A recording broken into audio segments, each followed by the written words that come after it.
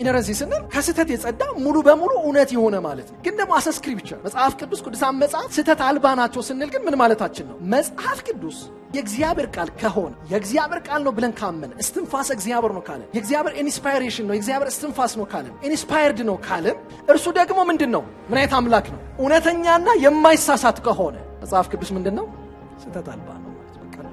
ሶስት ዋና ፒላር የምንላቸው የዚህን አስተምሮ የሚሸከሙ ነገሮች አሉ። የመጀመሪያው እግዚአብሔር ሊሳሳት አይችልም። እንደዛ ከሆነ ሁለተኛ መጽሐፍ ቅዱስ የእግዚአብሔር ቃል እግዚአብሔር ሊሳሳት አይችልም። መጽሐፍ ቅዱስ ደግሞ የእግዚአብሔር ቃል ሶስተኛው እናንተ አምጡት። ስለዚህ መጽሐፍ ቅዱስ ስተት አልባ በቃ እቺ ነች ባክባችሁ።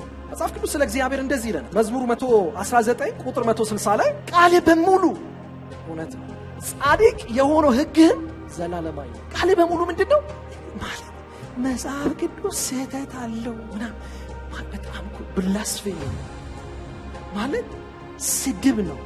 በእግዚአብሔር ላይ መናገር ነው። አጌኒስት የእግዚአብሔርን ካራክተር መሄድ ነው። ለምን? ቃሉ በሙሉ ምንድነው? እውነት። እሱ እውነተኛ አምላክ ነው። ይህ ብቻ አይደለም። ቲቶ 1:2 እንደዚህ ይላል፣ ስለዚህ ሕይወት የማይዋሽ እግዚአብሔር ይላል ከዘላለም ዘመናት በፊት ተስፋ ሰጠ። የትኛው እግዚአብሔር? የማይዋሽ እግዚአብሔር። የማይዋሽ እግዚአብሔር ዕብራውያን 6:18 ታውቁታላችሁ። እንደዚህ ይላል፣ እግዚአብሔር ከቶ ሊዋሽ አይችልም። ማለት እንትን እኮ አይደለም፣ እግዚአብሔር ውሸት የለበትም አይደለም፣ ሳሳ ያለ አይደለም። አረፍተ ነገር በቃ ሊዋሽ አይችልም። እርሱ በሁለት በማይለወጡ ነገሮች በፊታችን ያለውን ተስፋ ለመያዝ ወደ እርሱ ለሸሸን ለኛ ብርቱ መጽናናት እንድናገኝ አድርጓል። ለምን? ሊዋሽ ስለማይችል። የሰጠው ተስፋ የጸና ነው። ዮሐንስ ወንጌል 17:17 አምንወደው ቃል ኢየሱስ እንዲህ አለ፣ ቃልህ እውነት ነው። ራሱ ኢየሱስ አፈር የሚያደርገው ነገር ምንድነው? ቃልህ ምንድነው? እውነት ነው። በእውነትህ ቀድሳቸው ይላል።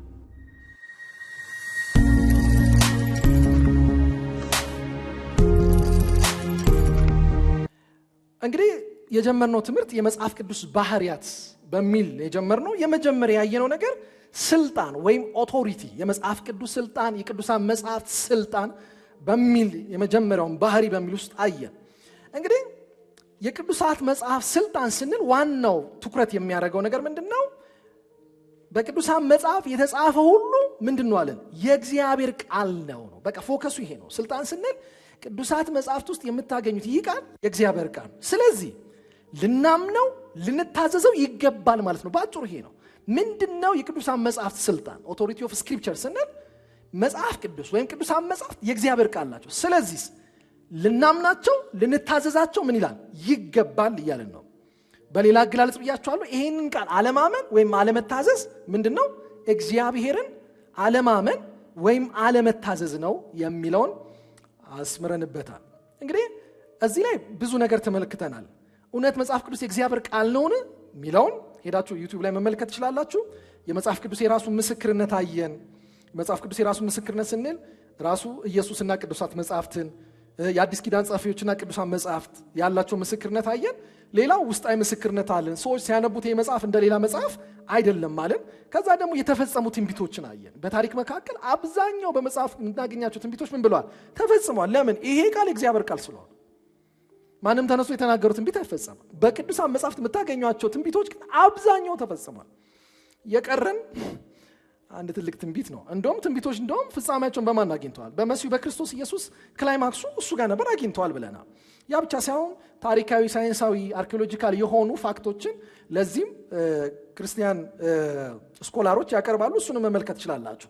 ይህን ትምህርት ግን ስናጠቃልል ያጠቃለልንበት ማጠቃለያ አሁን ለምናነሳው ትምህርት ወይም ባለፈው ላነሳነው ትምህርት መነሻችን ነው። ማጠቃለያ ምንድን ያለው? እንግዲህ ማጠቃለያው ባጭሩ መጽሐፍ ቅዱስ የእግዚአብሔር ቃል ነው ካልን በቃ አውቶማቲካሊ መቀበል ያለብን ምንድነው? ልናምነው ልንታዘዘው ይገባል። እየመረጥን አይደለም። ይሄን እንታዘዘዋለሁ ያን አልታዘዝም ማለት አንችልም። ስሙን ረሳሁትኝ። የአሜሪካው ፕሬዝዳንት የራሱን መጽሐፍ ቅዱስ የሰራ ማን ነበር? ታውቃላችሁ?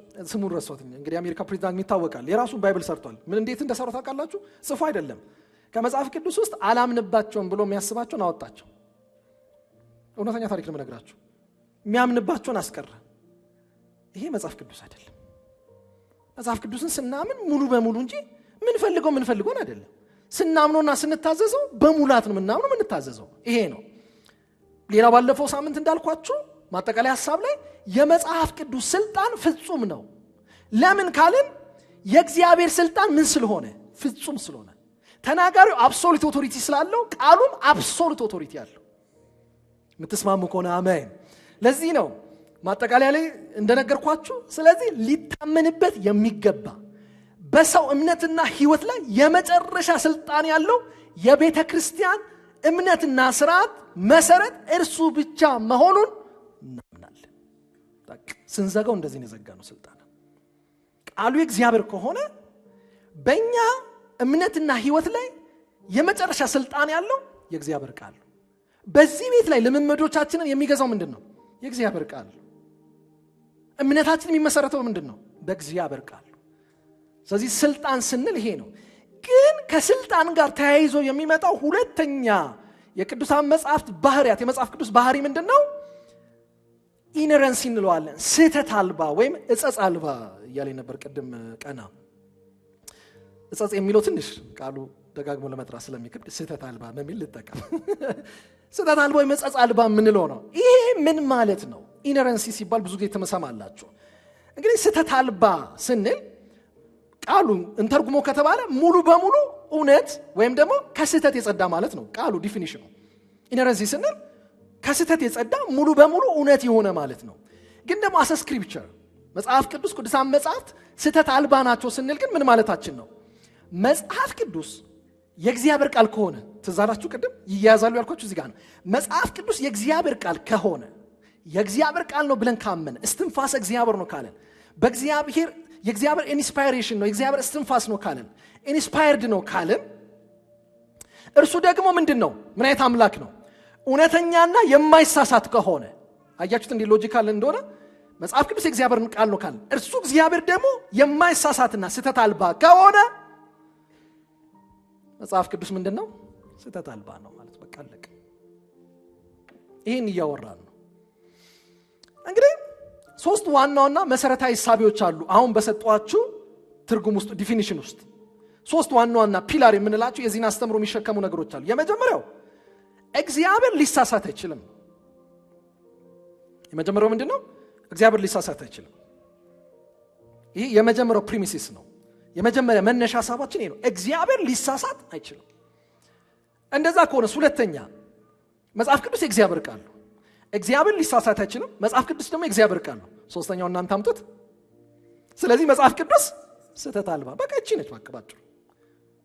መጀመሪያ እግዚአብሔር ሊሳሳት አይችልም። ሁለተኛ መጽሐፍ ቅዱስ የእግዚአብሔር ቃል ነው። ስለዚህ አውቶማቲካሊ ሶስተኛ የሚመጣው ምንድነው? ስለዚህ መጽሐፍ ቅዱስ ስህተት አልባ ነው።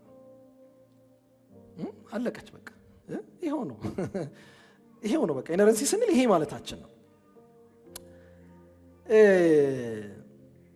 መጽሐፍ ቅዱስ ስለ እግዚአብሔር ምን ይለናል የሚለውን ቅድም የተናገርኩትን እውነቶች እናጽናቸው። መጽሐፍ ቅዱስ ስለ እግዚአብሔር እንደዚህ ይለናል። መዝሙር 119 ቁጥር 160 ላይ በጣም ይደንቅ ቃል አለ አይደለ? ቃልህ በጣም ነው ይገርመኛል። አዲሱ መደበኛ ትርጉም ቃልህ በሙሉ እውነት ነው። እውነት አለ ይሄ ቃል። እሺ መጽሐፍ ቅዱስ ላይ ሂዱ ክፈቱትና አንብቡ። መዝሙር 119 160 ላይ አይገርምም? ቃልህ በሙሉ እውነት ነው፣ ጻድቅ የሆነው ሕግህም ዘላለማዊ ነው ይላል። ቃልህ በሙሉ ምንድነው ማለት? መጽሐፍ ቅዱስ ስህተት አለው ምናምን በጣም ብላስፌሚ ነው ማለት ስድብ ነው፣ በእግዚአብሔር ላይ መናገር ነው፣ አጌኒስት የእግዚአብሔርን ካራክተር መሄድ ነው። ለምን? ቃሉ በሙሉ ምንድነው? እውነት ነው። እሱ እውነተኛ አምላክ ነው። ይህ ብቻ አይደለም። ቲቶ 1:2 እንደዚህ ይላል። በጣም ወዷለሁ ይህን ቃል። ስለዚህ ሕይወት የማይዋሽ እግዚአብሔር ይላል ከዘላለም ዘመናት በፊት ተስፋ ሰጠ። የትኛው እግዚአብሔር? የማይዋሽ እግዚአብሔር። የማይዋሽ እግዚአብሔር ምን አይነት አምላክ ነው? ዕብራውያን 6:18 ታውቁታላችሁ። እንደዚህ ይላል እግዚአብሔር ከቶ ሊዋሽ አይችልም። ማለት እንትን እኮ አይደለም፣ እግዚአብሔር ጉሸት የለበትም አይደለም፣ ሳሳ ያለ አይደለም አረፍተ ነገሩ። በቃ ሊዋሽ አይችልም።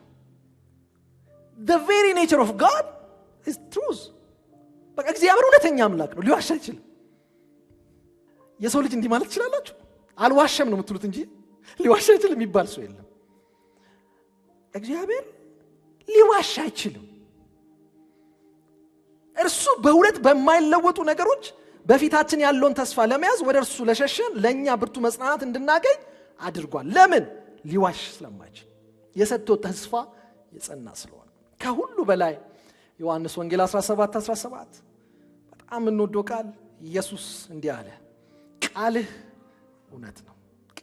ራሱ ኢየሱስ አፈርም ያደረገው ነገር ምንድነው? ቃልህ ምንድነው? እውነት ነው። በእውነትህ ቀድሳቸው ይላል። ተናጋሪው እውነት ቃሎቹም የማይሳሳቱ ስለሆነ መጽሐፍ ቅዱስ ስህተት አልባ ነው ብለን እናምናለን። ለምን እናምናለን? የተናገረው አምላክ እውነተኛ ስለሆነ ስለማይዋሽ እሱ ስህተት ስለሌለበት መጽሐፍ ቅዱሳችንም ስህተት አልባ ነው ብለን እናምናለን። አያችሁ ይሄን ሁሉ ትምህርቱ እንዴት ተያያዥ እንደሆነ ይሁት። ከኢንስፓይሬሽን ካልጀመራችሁ መጽሐፍ ቅዱስ እስትንፋሰ እግዚአብሔር ነው ብላችሁ ካመናችሁ በቃ አለቀ። እሱ ጋር ያለቀው ትምህርቱ ይከታተልላችኋል እንዳለ። ስልጣን የሚለው ይመጣል፣ ኢነረንሲ የሚትሉት ሁሉም የሚነሳው መጽሐፍ ቅዱስ የእግዚአብሔር ቃል ነው የሚለው ፋውንዴሽን ላይ እሱ ጋር ነው መስማማት ያለብን። ኢንስፓይሬሽን እስትንፋሰ እግዚአብሔር ናቸው ብለን ካመንን ምን አማራጭ አለ? ስልጣን አለው ትላለ፣ ስህተት አልባ ነው ትላለ። እሱን ስታሳሳው ነው ሌላው የሚሳሳው። ይሄ አስተምሮ መጽሐፍ ቅዱሳችን ቅዱሳን መጽሐፍት ስህተት አልባ ናቸው የሚለው አስተምሮ እንደው የቅርብ ጊዜ አስተምሮ አይደለም። በቤተ ክርስቲያን ታሪክ ይሄንን አፈርም የሚያደርግ ይሄንን የሚያረጋግጡ ከቤተ ክርስቲያን አባቶች ጀምሮ ብዙ አሉ። እንደው አለፍ ብዬ ለአንብብላችሁ። ለምሳሌ ጀስቲን ማርቲር በቤተ ክርስቲያን ታሪክ የምናውቀው በ165 አካባቢ እሱ እንደዚህ ብሎ ስለ ወንጌላት ይናገራል። ምንድናችሁ ይላል? የእግዚአብሔር ድምጽ ናቸው ይላል። ቮይስ ኦፍ ጋድ ይላቸው። የእግዚአብሔር ድምጽ ናቸው ወንጌላት ይላል። ስለዚህ ቀጥሎ እንደዚህ ይላል፣ ይሄ ቃል ከሰዎች የወጣ አይደለም ይላል፣ ይልቁኑ ከመለኮት የወጣ ቃል ነው ይላል። መጽሐፍ ቅዱሳችን ከመለኮት የወጣ ቃል እንጂ ከሰዎች የወጣ ቃል አይደለም ይላል። ኢራኔስ 2:2 ስለ መጽሐፍ ቅዱስ ሲናገር እንደዚህ ይላል፣ above all falsehood ይላል።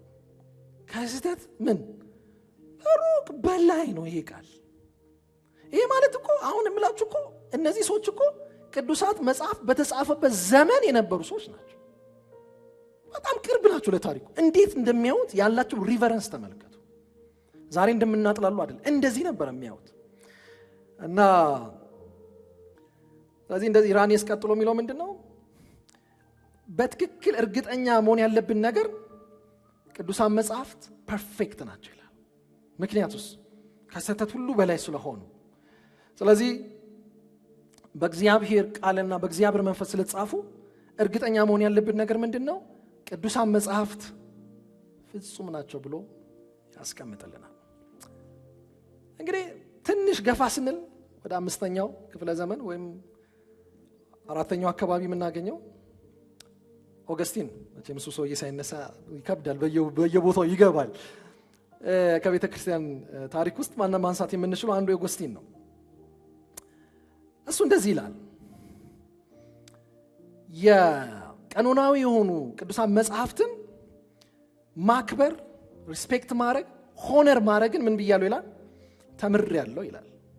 I have learned to yield respect and honor only to the canonical books of scripture ብሎ ይናገራል።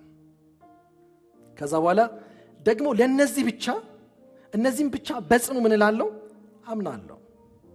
ደግሞ ይሄ እምነቴ ምንድነው ብሎ ይናገራል? እነዚህ ቅዱሳት መጽሐፍት ቀኖናዊ መጽሐፍቶች ከስህተት የጸዱ ናቸው ብዬ በጽኑ አምናለሁ ብሎ አስቀምጦልናል። The authors were completely free from error ብሎ አስቀምጦታል። ይሄን ምላችሁ ለመሰላችሁ ዛሬ መተው የሚያስደነግጧችሁ ሰዎች አሉ። በቤተ ክርስቲያን ታሪክ የቤተ ክርስቲያን አባቶች እንደዚህ ነው ያመኑት። ይሄን መጽሐፍ ሲያምኑ እንደዚህ አምነውታል። ምናልባት በኋላ ግማሹን አነብላችኋለሁ፣ ግማሹን ልተዋት በኋላ መጣበታለሁ። ኦገስቲን በጣም ቆንጆ ነገር ስለ ቅዱሳን መጽሐፍት ተናግሯል። እሱም በኋላ መጣበታለሁ። ኤኒዌይስ የቤተ ክርስቲያን አባቶች እንደዚህ ነበሩ። እሱ ብቻ አይደለም። በታሪክ ስንመጣ ደግሞ የተሐድሶ አባቶች የምንላቸው ወይም ተሐድሶያን ወይም ሐዳሲያን የምንላቸው እነ ማርቲን ሉተር ደግሞ ያው እነሱ የታወቀ ነው። ዋናው ማውጠንጠኛቸው ይሄ ነው።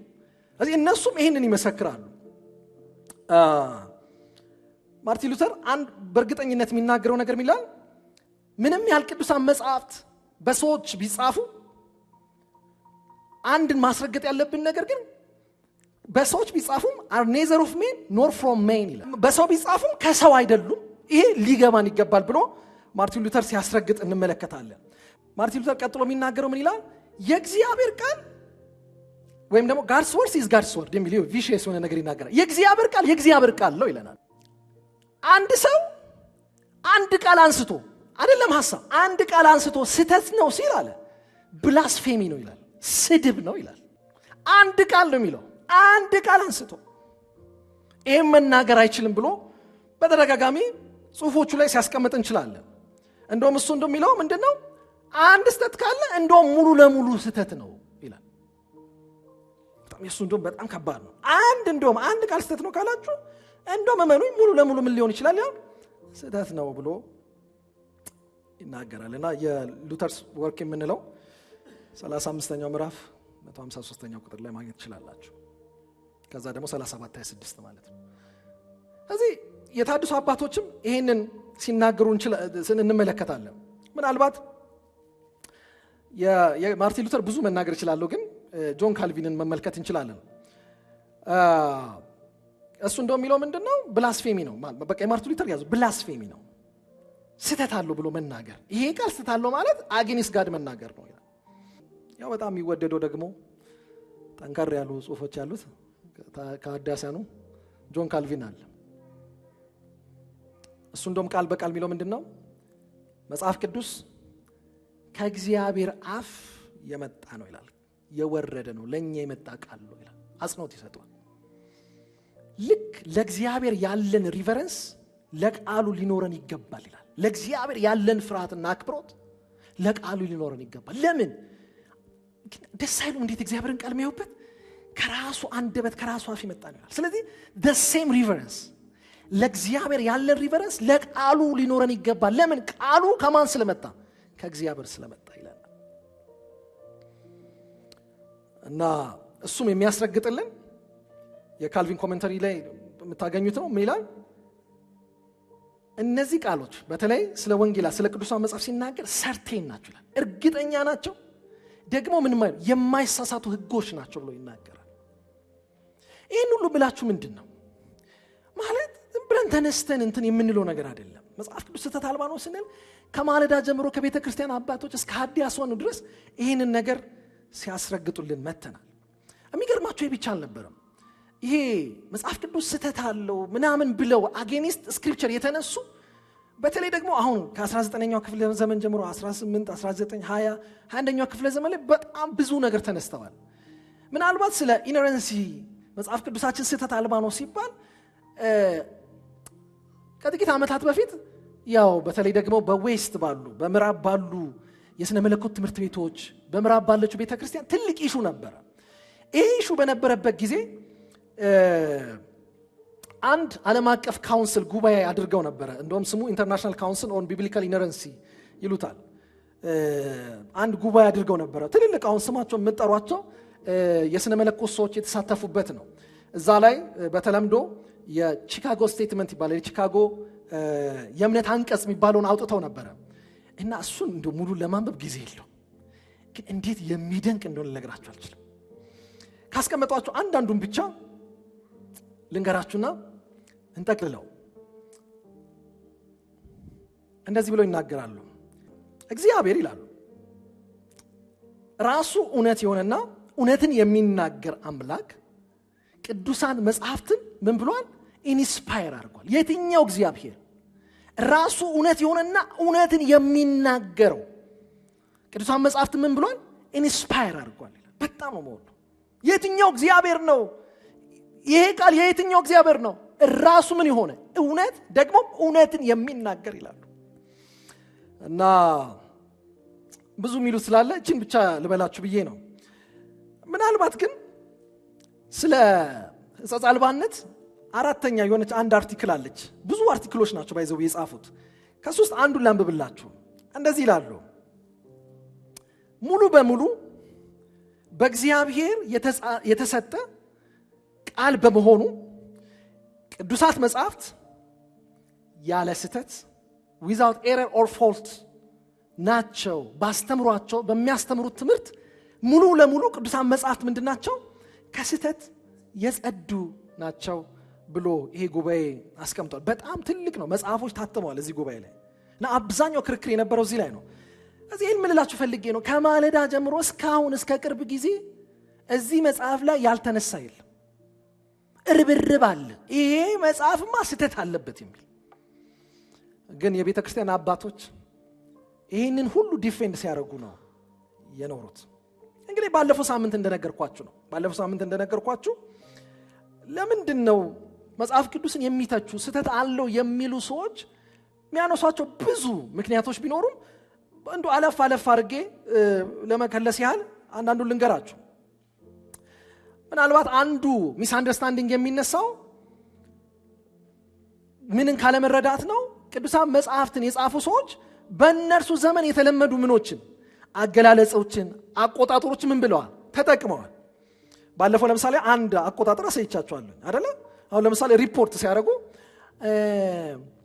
ኢየሱስ 4993 ሰዎች መገበ ብሎ ያስቀምጡላችሁ። ምን ብሎ ነው የሚያወሩት? 5000 ሰው ማለት ይሁን እየሄዱ እኮ አይቆጥሩም። 1 2 3 እያሉ አይቆጥሩም ማለት አፕሮክሲሜት የሆነውን ነገር ይሰጧቸዋል።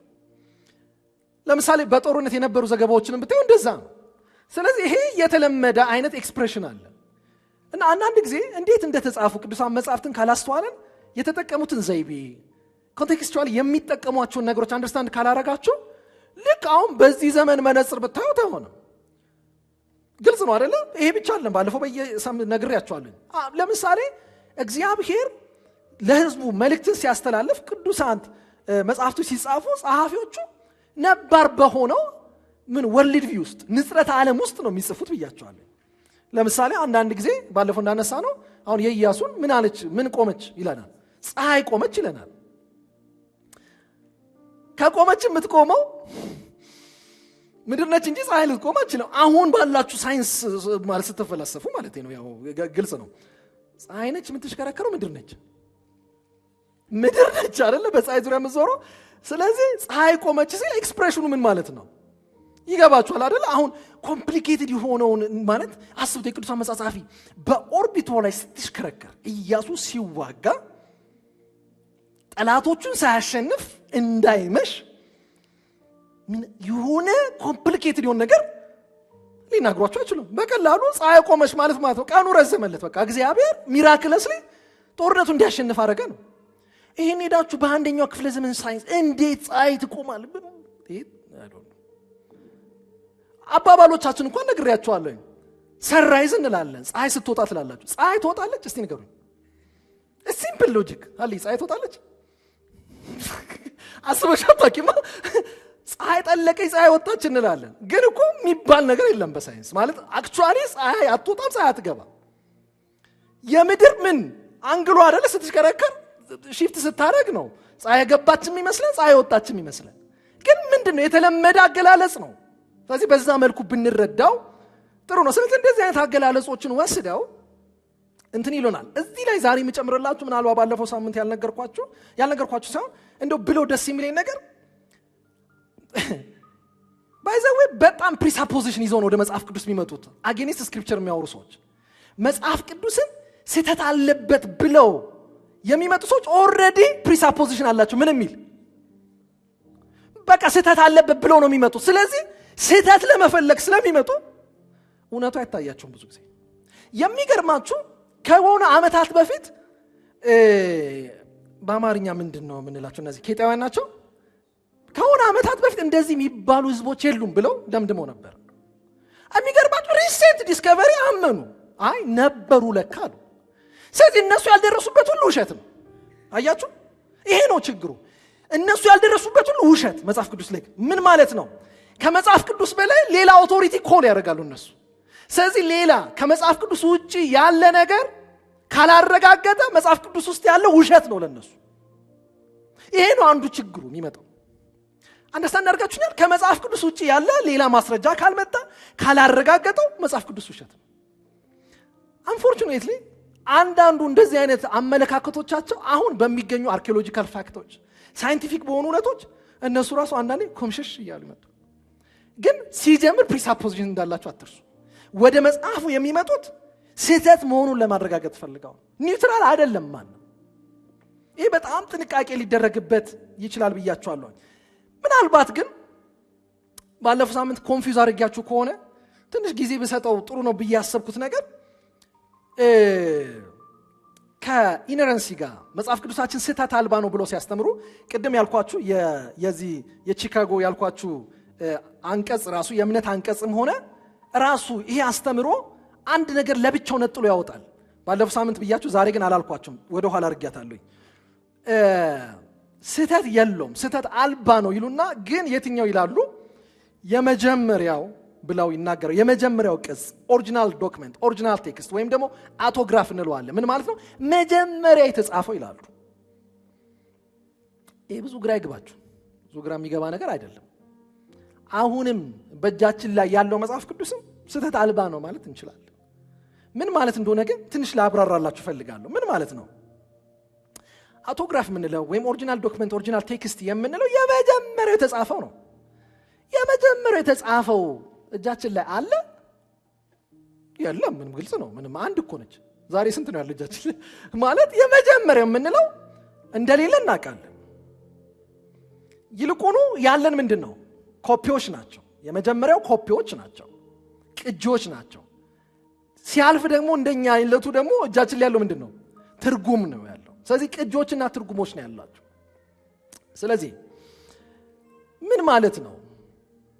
ይሄንን ለምን ነጥለው ማሳየት ፈለጉ ካላችሁኝ ብዙ የሚከብድ ባይሆንም ግን ኮፒ በሚደረግበት ሂደት ውስጥ እና በትርጉም ስራ ውስጥ አንዳንድ ምናልባት ከመጀመሪያው ከነበረው ኦሪጂናል ቴክስት ጋር ትንሽ ለዛውም የትርጉም ለውጥ የማያመጡ ግን አንዳንድ ምኖች ልናገኝ እንችላለን። ማይነር የሆኑ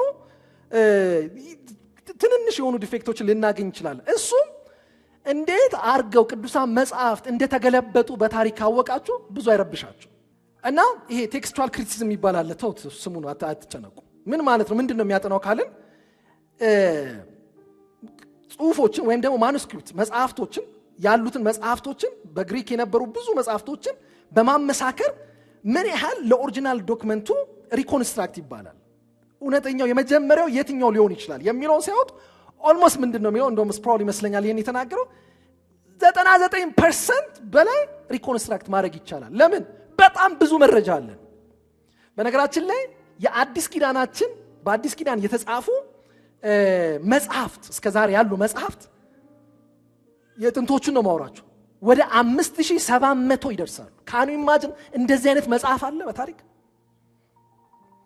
ወደ 5700 የሚደርሱ ማኑስክሪፕት አሉ መጽሐፍት አሉ።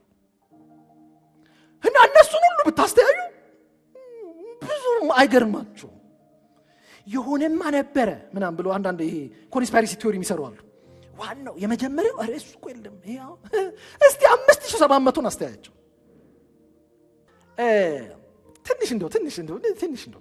ትንሽ ልስጣችሁ። እንዴት ነበረ ድሮ ቅዱሳን መጽሐፍት የሚገለበጡት? የሚገርማችሁ ቅዱሳን መጽሐፍት መጀመሪያ የሚገለበጡት በምን እንደነበር ታውቃላችሁ? ፓፒረስ ይባላል። ፓፒረስ ማለት ከእጽዋት የሚሰራ ቅጠል ነው። ድሮ ተምራችኋል እርግጠኛ ነኝ። ፓፒረስ የሚለውን ሰምታችኋል። በሱ ነበር የሚጻፈው። አስቡት፣ ብዙ ዱሬብል አይደለም፣ ብዙ መቆየት አይችልም። በዛ ላይ ለመጻፍ አይመችም። ለምን?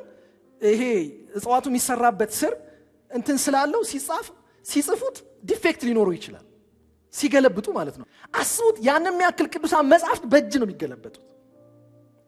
ትንሽ ተሻሽሎ ፓራሽመንት የምንለው ወይም ደግሞ በእኛ ሀገር ቋንቋ ብራና የምንለው ከቆዳ የሚሰራው መጣ። እሱ የተሻለ ነው። እሱ በደንብ ያጽፋል። ሁለተኛ በቦስ ሳይድ ምን ማለት ይችላሉ? መጻፍ ይችላሉ። እንዴት ተሰቃይተው እኮ እንደገለበጡ፣ እንዴት እግዚአብሔር በመንፈስ ቅዱስ አማካኝነት ይሄ ቅዱስ መጽሐፍ እኛ ጋር እንዲደርስ ማለት ራሱ ፕሮሰሱን ስታዩት የሚገርም ነው። እንደዛ ነበሩ ማቴሪያል የሚጠቀሙት። እኔ የመጀመሪያዎቹ እንትን ነበሩ፣ ስክሮል ነበረ መጀመሪያ የሚጠቀሙት። ስክሮል ነው። ስክሮል ማለት ጥቅልል ነው። አስቡት ሁለት ሰው ያስፈልጋል እንደዚህ ለመክፈት ስለዚህ ስክሮል አንደኛ በጀርባው አጽፉበት ስለዚህ አስቡት የሆነ ጥቅስ ብፈልጉ የቱ ጋር እንደምታገኙት እዚህ ጋር ሄዳችሁ ሊሆን ይችላል ወይ ደግሞ ብዙ ስክሮሎች ነው ያሉት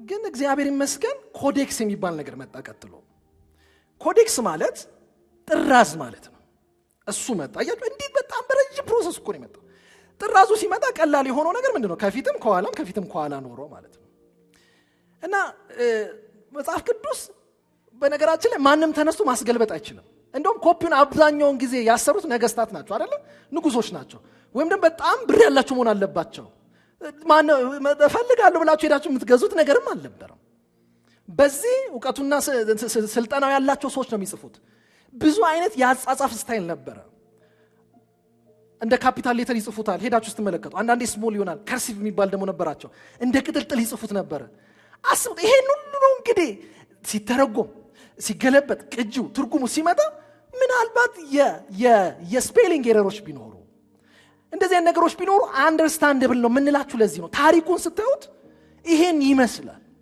ስለዚህ ለዛ ነው ኦሪጂናሉ ቢሉም አሁን ያለው ላይ ስተታለ ለማለት ፈልጎ አይደለም ማይነር በቅጂና በትርጉም መካከል ትንሽ ለዛውም የትርጉም ለውጥ የማያመጡ ሊኖሩ ይችላሉ ብለው የመጽሐፍ ቅዱስ አስተማሪዎች ያምናሉ ግን የሚገርማችሁ እንዴት እግዚአብሔር በሉዓላዊነቱ ይሄ ቅዱሳን መጽሐፍት እኛ ጋር እንዲደርሱ ታሪክ እንደተጠቀመ ስታዩ ትደነቃላችሁ ዛሬ አቅለን እንደምንነው አይደለም የሆነ ዘመን እኮ ለማጥፋት ተነስተው ነበር ግን አልጠፋም በእግዚአብሔር ታምራት እኛ ጋር ደርሷል የሚደንቅ መጽሐፍ ነው የትኛው መጽሐፍ ነው ሁሉ ዘመን የዘለቀው የትኛው መጽሐፍ ነው ይሄ ሁሉ ጊዜ የኖረው ኦንሊ መጽሐፍ ቅዱስ ብቻ ይሄን ያህል ታሪክ ያለው መጽሐፍም አታገኙ ስለዚህ ምን ልላችሁ ፈልጌ ነው ምን ብሎ ያምናል ይሄ ቅድም ያልኳችሁ 10ኛው አንቀጽ ላይ የቺካጎ ስቴትመንት ላይ ብዙ አፈርም የሚያረጋግጧቸው ደግሞ የማይቀበሏቸው ነገሮች ይጽፋሉ ቅድም ያልኳችሁ አንደኛው የመጀመሪያው ቅጂ የሚለውን እሱን አስቀምጧል ግን ደግሞ ረድ ብሎ ምን ይላሉ የመጀመሪያው ቅጂ እጃችን ላይ ባይኖርም ምን እናምናለን የክርስትና እምነት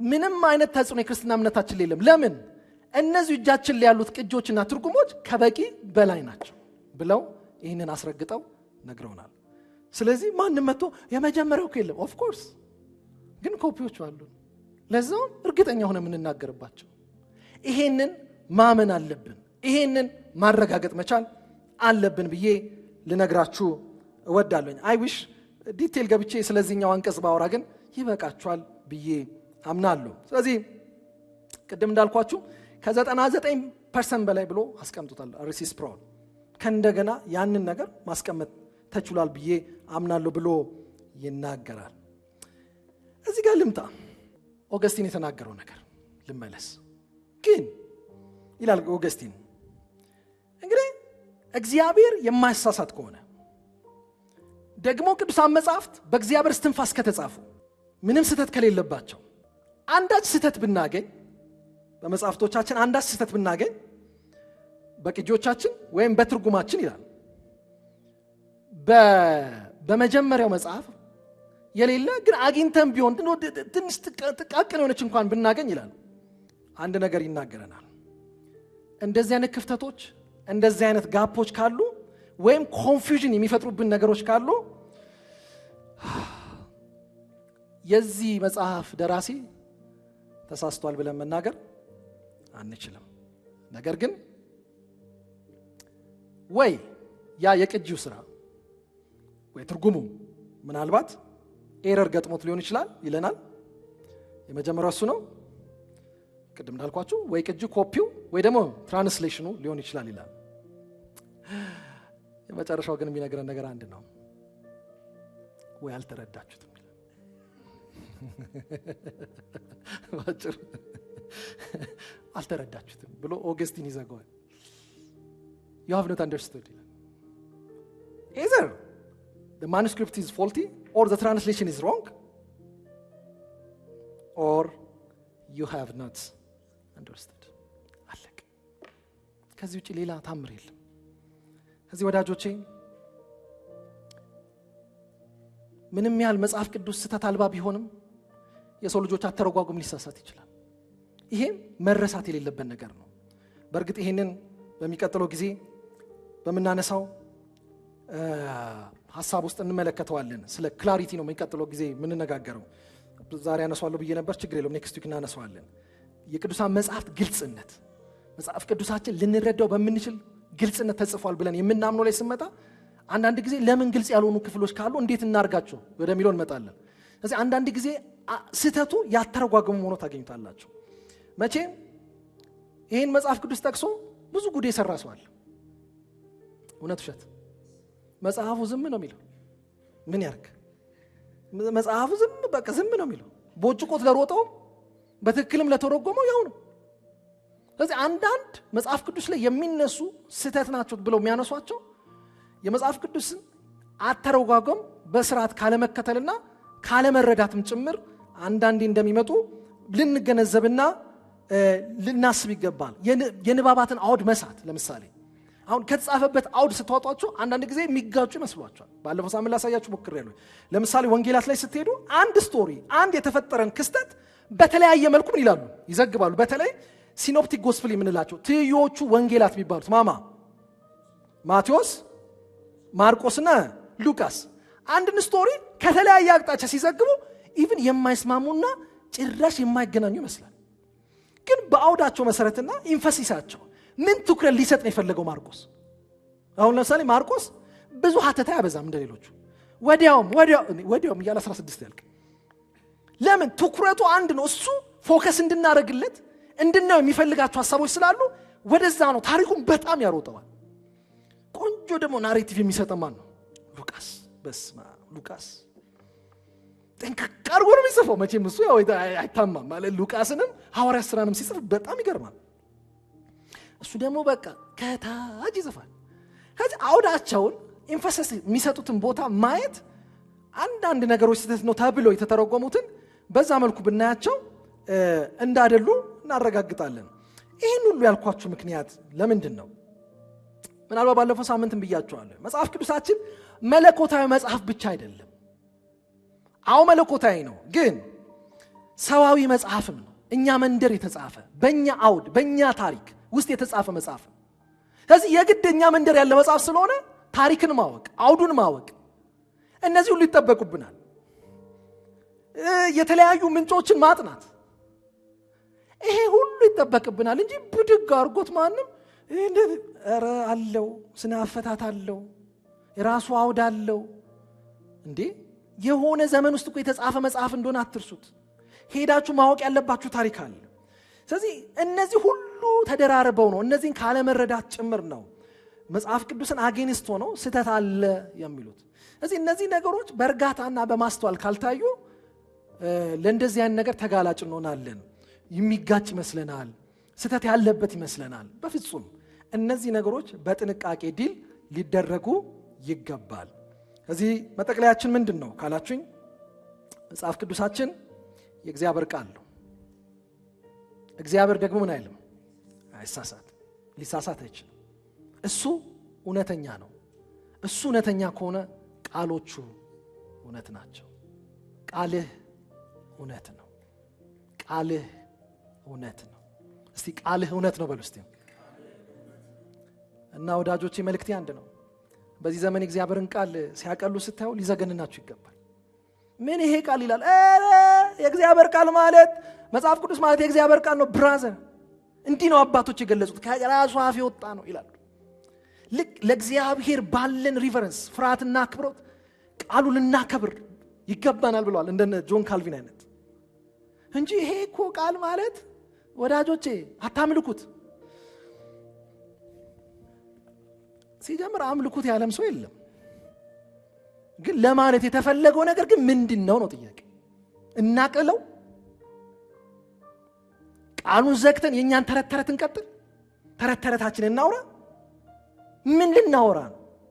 የዚህኛ ሪቨረንስ ከሌለ፣ ለእግዚአብሔር ቃል ክብር ከሌለ፣ ሲሪየስሊ ይሄንን ቃል ካልያዝን ወዳጆቼ ክርስትና በዚህ ቃል ላይ የተመሰረተ ነው። ምን ማለት ነው? ቃሉ በነገረን እምነት ላይ ነው የተመሰረተ። ቃሉ ነው የነገረን ስለምናምነው እምነት አይደለም እንዴ? እግዚአብሔር ራሱን በቃሉ ገልጧል። ይሄ መካድ የለብንም። ስለዚህ ወዳጆቼ እላችኋለሁ ሕያው የሆነ ዘላለማዊ የሆነ እውነተኛ ቃል እግዚአብሔር አምላክ ሰጥቶናል።